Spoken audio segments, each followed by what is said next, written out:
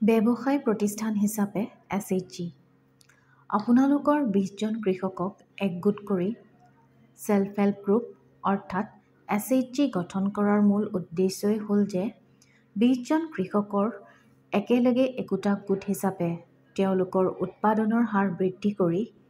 FPCৰ জৰিয়তে সেই উৎপাদনক ডাঙৰ বজাৰত বিক্ৰী কৰি ব্যৱসায়িক ভিত্তিত কৃষকসকলৰ উপাৰ্জন বৃদ্ধি কৰা আৰু SHG গোটটোক এক ব্যৱসায়িক গোট হিচাপে গঢ়ি তোলা। এতিয়া প্ৰধান কথাটো হ'ল যে এই ব্যৱসায়িক গোটসমূহে কৰিব কি? এই SHG গোটসমূহে একেলগে কৃষি উৎপাদন কৰিব আৰু সেই উৎপাদনক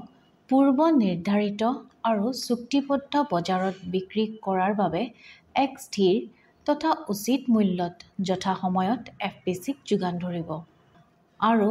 SHGৰ গোটসমূহৰ ব্যৱসায়িক ভিত্তিত কৃষি উৎপাদনৰ ক্ষেত্ৰত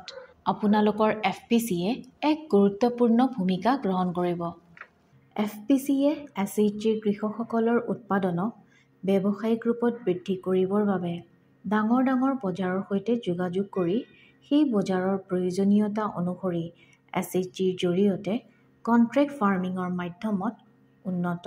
আৰু বৃহৎ আকাৰত কৃষি উৎপাদন কৰি সেই উৎপাদন সময় অনুসৰি পূৰ্ব নিৰ্ধাৰিত ডাঙৰ বজাৰত বিক্ৰী কৰি SHG সদস্য কৃষকসকলৰ উপাৰ্জন বৃদ্ধি কৰাৰ এক প্ৰকল্প হাতত লৈছে। এতিয়া চাওঁ আহক যে এই প্ৰকল্পৰ জৰিয়তে SHGৰ কৃষক সদস্যসকলে কেনেদৰে লাভান্বিত হ'ব। FPCৰ সহায় সহযোগিতাত SHGয়ে এই প্ৰকল্পৰ অধীনত কণ্ট্ৰেক্ট ফাৰ্মিং কৰিব অৰ্থাৎ চুক্তিবদ্ধ হৈ কৃষি উৎপাদন কৰিব, য'ত SHGয়ে লাভ কৰিব পূৰ্ব নিৰ্ধাৰিত চুক্তিবদ্ধ এক স্থায়ী বজাৰৰ লগতেই এক চুক্তিবদ্ধ বিক্ৰী মূল্য আৰু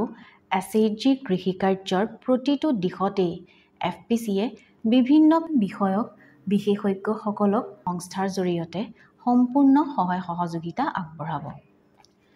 একেবাৰে সহজ ভাষাত ক'বলৈ গ'লে FPCৰ দ্বাৰা নিৰ্ধাৰিত পৰিমাণ অনুযায়ী SHGৰ মাকৈ উৎপাদনকাৰীসকলে কণ্ট্ৰেক্ট ফাৰ্মিঙৰ মাধ্যমত কৃষি উৎপাদন কৰিব আৰু সেই উৎপাদন FPCয়ে পূৰ্ব নিৰ্ধাৰিত চুক্তিবদ্ধ হৈ থকা বজাৰত বিক্ৰী কৰিব আৰু সামগ্ৰী অনুযায়ী SHGৰ কৃষক সদস্যসকলে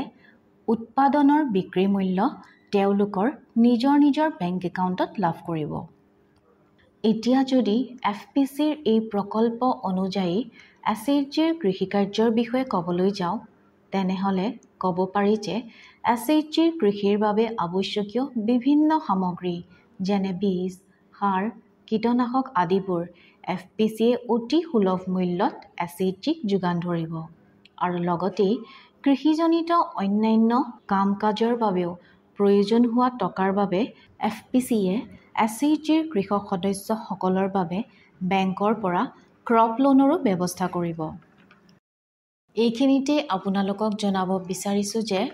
অধিক সংখ্যক কৃষকৰ ক্ষেত্ৰতে দেখা যায় যে কৃষি উৎপাদনৰ বাবে কোনো স্থানীয় লোকৰ পৰা বা কোনো বিত্তীয় সংস্থাৰ পৰা অধিক সুতৰ হাৰত ঋণ লয়, কিন্তু ইয়াৰ বিপৰীতে যদি বেংকৰ পৰা একেবাৰে কম সুতৰ হাৰত ঋণ লৈ কৃষি উৎপাদন কৰে, য'ত কেৱল বছৰি সুতৰ হাৰ 7ৰ পৰা 10% ভিতৰতেই হ'ব আৰু যাৰ ফলত স্থানীয় কোনো ব্যক্তি প্ৰধান বা অন্য কোনো বিত্তীয় সংস্থাৰ পৰা ঋণ লৈ কৃষি উৎপাদন কৰিলে যি পৰিমাণৰ উপাৰ্জন কৰিব তাতকৈ অধিক পৰিমাণে উপাৰ্জন কৰিবলৈ সক্ষম হ'ব। আৰু দ্বিতীয়তে আপোনালোকৰ কিছুমান কৃষকৰ ক্ষেত্ৰত দেখা যায় যে পৰ্যাপ্ত পৰিমাণৰ খেতি মাটি থকাৰ পাছতো ধনৰ অভাৱত কম পৰিমাণৰ মাটিতেই কৃষি উৎপাদন সীমিত ৰাখিব লগা হয়। উদাহৰণস্বৰূপে কোনো কৃষকৰ যদি 10 বিঘা মাটি আছে কিন্তু ধনৰ অভাৱত কেৱল মাত্ৰ 3 বা 4 বিঘা মাটিতহে কৃষি উৎপাদন কৰিব পাৰিছে, কিন্তু তেওঁলোকে যদি বেংকৰ পৰা কম সুতৰ হাৰত ঋণ লয় তেওঁলোকৰ সম্পূৰ্ণ মাটিত কৃষি উৎপাদন কৰে, তেনেহ'লে অধিক মাত্ৰাত উৎপাদিত সামগ্ৰীৰ যোগান ধৰি তেওঁলোকৰ উপাৰ্জন বৃদ্ধি কৰিবলৈ সক্ষম হ'ব। ইয়াৰোপৰি SHGৰ কৃষিৰ বাবে কৃষি বীমাৰ সম্পূৰ্ণ ব্যৱস্থা গ্ৰহণ কৰা হ'ব। খেতিৰ বাবে বীজ সিঁচাৰ পৰা শস্য চপোৱালৈ এই সময়ছোৱাত FPCয়ে বিভিন্ন কৃষি বিশেষজ্ঞ, কৃষি বিভাগৰ বিষয়া আদিৰ জৰিয়তে প্ৰয়োজন অনুসৰি সময়ে সময়ে প্ৰশিক্ষণৰো ব্যৱস্থা আগবঢ়াব। কিন্তু এইখিনিতেই স্পষ্টভাৱে ক'বলৈ বিচাৰিছোঁ যে কণ্ট্ৰেক্ট ফাৰ্মিঙৰ আধুনিক কৃষি প্ৰণালীৰ অধীনত প্ৰতিটো SHG গোটকেই ব্যৱসায়িক ভিত্তিত চুক্তিবদ্ধভাৱে কৃষি উৎপাদন কৰি সেই উৎপাদনক ডাঙৰ ডাঙৰ বজাৰত বিক্ৰী কৰি SHG কৃষক সদস্যৰ উপাৰ্জন বৃদ্ধি কৰি একোটা সফল বিজনেছ ইউনিট অৰ্থাৎ ব্যৱসায়িক প্ৰতিষ্ঠান হিচাপে গঢ়ি তোলাৰ এই প্ৰচেষ্টাক সফল কৰি তুলিবলৈ SHGৰ প্ৰতিজন কৃষক সদস্যৰেই সম্পূৰ্ণ সহায় সহযোগিতাৰ প্ৰয়োজন হ'ব। সেয়ে ছেল্ফ হেল্প গ্ৰুপ অৰ্থাৎ আত্মসহায়ক গোটৰ সকলো সদস্যই সম্পূৰ্ণ ব্যৱসায়িক মনোবৃত্তিৰে কণ্ট্ৰেক্ট ফাৰ্মিঙৰ এই মাকৈ প্ৰকল্পৰ প্ৰতিটো দিশতেই FPC আৰু FPCৰ সৈতে জড়িত ভিন ভিন বিষয়ক বিশেষজ্ঞসকলক সঁহাৰি জনাই যেন।